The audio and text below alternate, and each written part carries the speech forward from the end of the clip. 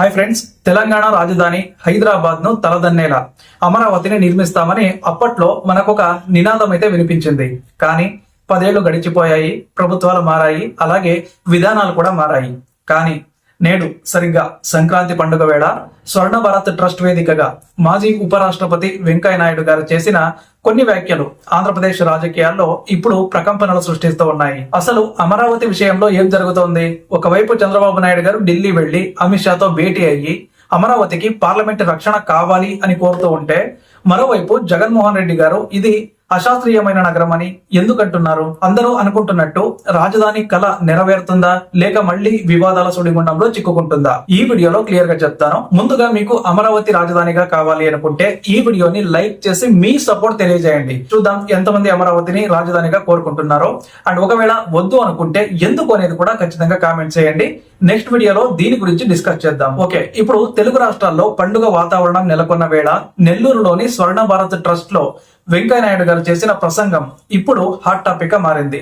ఆయన మన సంప్రదాయాల గురించి మాట్లాడారు, అలాగే అమరావతి అభివృద్ధి గురించి, ఆ నగరంపై ఉన్న వివాదాల గురించి కూడా ఒక చాలా స్పష్టమైన సందేశాన్ని ఇచ్చారు. రాజధాని అనేది కేవలం ఒక ప్రాంతం కాదు, అది రాష్ట్ర గౌరవం అని, అక్కడ అనవసరమైనటువంటి వివాదాలు సృష్టించవద్దని ఆయన గట్టిగా వార్నింగ్ కూడా ఇచ్చారు.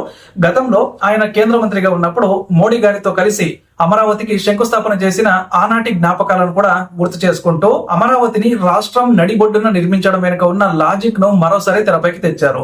సో హైదరాబాద్ తో పోల్చుతూ ఆయన చేసిన విశ్లేషణ ఇప్పుడు సోషల్ మీడియాలో వైరల్ అవుతోంది. కానీ ఇక్కడే అసలైన ట్విస్ట్ మొదలవుతుంది. సరిగ్గా ఇదే సమయంలో ప్రతిపక్ష నేత వైఎస్ జగన్మోహన్ రెడ్డి గారు ఒక సంచలనమైనటువంటి వ్యాఖ్య చేశారు. ఏంటంటే అమరావతిని నిర్మించడం ఒక ఉన్మాదమని, ఇది నది గర్భంలో కడుతున్న అశాస్త్రీయమైన నగరమని ఆయన ఘాటుగా విమర్శించారు. కరెంటు లేదు, నీళ్లు లేవు, రోడ్లు లేవు, ఇలాంటి చోట 1,00,000 కోట్లు ఖర్చు పెట్టి రాజధాని కట్టడం వల్ల ప్రజలకు ఏం లాభం అని ఆయన ప్రశ్నిస్తూ ఉన్నారు. సో దీంతో గత 5 ఏళ్లుగా జగన్ గారు వినిపిస్తున్న 3 రాజధానుల వాదన ఇప్పుడు మళ్ళీ కొత్త రూపం దాల్చింది. అండ్ సుప్రీంకోర్టు కూడా ఈ విషయంలో జోక్యం చేసుకోవాలని ఆయన కోరడం చూస్తుంటే రాజధాని యుద్ధం కేవలం అసెంబ్లీకి మాత్రమే పరిమితం కాదు, ఇది న్యాయస్థానాల వరకు కూడా వెళ్తుందని స్పష్టమవుతోంది. ఇక మరోవైపు ప్రస్తుత కూటమి ప్రభుత్వం అమరావతిలో పనులను పరుగులు పెట్టిస్తోంది. కేవలం మాటలకే పరిమితం కాకుండా క్షేత్రస్థాయిలో మార్పులు కూడా కనిపిస్తూ ఉన్నాయి. మున్సిపల్ శాఖ నారాయణ గారు ఒక కీలకమైన గడువును అయితే ప్రకటించారు. 2026 మార్చి నాటికి ఎమ్మెల్యేలు, ఎమ్మెల్సీలు మరియు అధికారుల కోసం నిర్మిస్తున్నటువంటి సుమారు 4,000 ఇళ్లు పూర్తి చేస్తామని ఆయన హామీ ఇచ్చారు. అంటే వచ్చే ఏడాదిన్నర లోపు అమరావతిలో ఒక స్పష్టమైన ఆకృతి అయితే మనకు కనిపిస్తుంది అన్నట్టు. గతంలో కాకుండా ఇప్పుడు పర్మనెంట్ బిల్డింగులపై ప్రభుత్వం దృష్టి పెట్టింది. ఫాస్టర్ అండ్ పార్ట్నర్స్ రూపొందించిన మాస్టర్ ప్లాన్ ప్రకారం అసెంబ్లీ, హైకోర్టు భవనాలను ప్రపంచ స్థాయి ప్రమాణాలతో నిర్మించడానికి టెండర్లు అయితే సిద్ధమవుతూ ఉన్నాయి. అయితే ఇక్కడ ఒక పెద్ద ప్రశ్న వస్తుంది. ఏంటంటే ఒకవేళ భవిష్యత్తులో మళ్ళీ ప్రభుత్వం మారితే అమరావతి పరిస్థితి ఏంటి? రాజధాని మళ్ళీ మారుతుందా?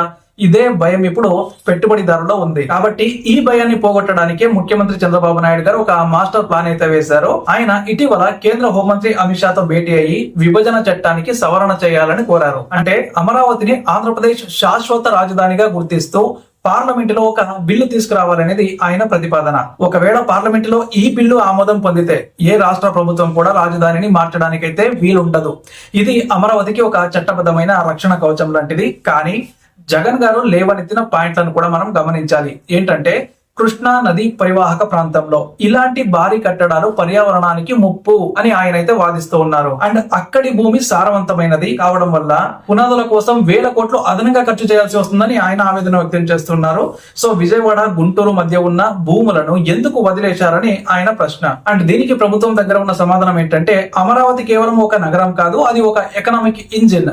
హైదరాబాద్ ఎలాగైతే తెలంగాణకు ఆదాయాన్ని తెచ్చిపెడుతుందో అమరావతి కూడా భవిష్యత్తులో ఆంధ్రప్రదేశ్ కు అంతటి ఆదాయాన్ని ఇస్తుందని ప్రభుత్వం నమ్ముతోంది. అండ్ ప్రస్తుతం అమరావతిలో జరుగుతున్న పనుల వేగం చూస్తుంటే ఒక భారీ నిర్మాణం జరుగుతున్నట్టుగా స్పష్టంగా అయితే తెలుస్తుంది.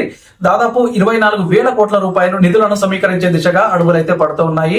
సీడ్ యాక్సెస్ రోడ్డు విస్తరణ, ఫ్లైఓవర్ల నిర్మాణం, అలాగే కరకట్ట రోడ్డు వెడల్పు పనులు కూడా వేగంగా సాగుతున్నాయి. ఇవన్నీ ఒకవైపు జరుగుతుంటే రాజకీయంగా మాత్రం ఒకరిపై ఒకరు విమర్శలు చేసుకోవడం తగ్గడం లేదు. జగన్ గారు చెప్పేది నిజమా లేక చంద్రబాబు గారి విజన్ గెలుస్తుందా అన్నది కాలమే నిర్ణయించాలి. కానీ సామాన్య ప్రజల కోణం నుంచి ఆలోచిస్తే ఆంధ్రప్రదేశ్ కు ఒక శాశ్వతమైన చిరునామా కావాలి. 10 ఏళ్లు గడిచినా ఇంకా రాజధాని ఎక్కడ అంటే సమాధానం చెప్పలేని పరిస్థితి అయితే ఉండకూడదు. వెంకయ్య నాయుడు గారు అన్నట్టు రాజకీయ విభేదాలు పక్కన పెట్టి రాష్ట్ర అభివృద్ధి కోసం అందరూ కూడా కలిసి పనిచేయాల్సిన అవసరం అయితే ఉంది. లేకపోతే తరతరాలుగా ఈ గందరగోళం కొనసాగుతూనే ఉంటుంది. అమరావతి నిర్మాణం అనేది కేవలం ఇటుకలు సిమెంట్ తో కూడిన పని కాదు. అది 5 కోట్ల ప్రజల ఆశయం. చంద్రబాబు గారి వ్యూహం ఫలిస్తుందా? జగన్ గారి అభ్యంతరాలు నిజమవుతాయా? పార్లమెంటు రక్షణ అమరావతికి లభిస్తుందా? ఈ క్వశ్చన్స్ అన్నిటికీ కూడా రాబోయే నెలలో సమాధానం అయితే దొరకబోతోంది. కానీ ఒకటి మాత్రం నిజం, అమరావతి అంశం మళ్ళీ ఆంధ్రప్రదేశ్ రాజకీయాల్లో మంటలైతే పుట్టిస్తోంది. సో ఈ రాజధాని రగడ ఎటు దారి తీస్తుందో వేచి చూడాలి. మీరేమనుకుంటున్నారు? అమరావతికి పార్లమెంట్ చట్టబద్ధమైన హోదా అవసరమా, లేదా జగన్మోహన్ రెడ్డి చెప్తున్నట్లుగా ఈ ఖర్చంతా కూడా దండగా అనిపిస్తుందా? మీ అభిప్రాయాలను ఖచ్చితంగా కింద కామెంట్ సెక్షన్ లో తెలియజేయండి. అండ్ మన ఛానల్ ను సబ్స్క్రైబ్ చేసుకొని పెట్టుకోండి.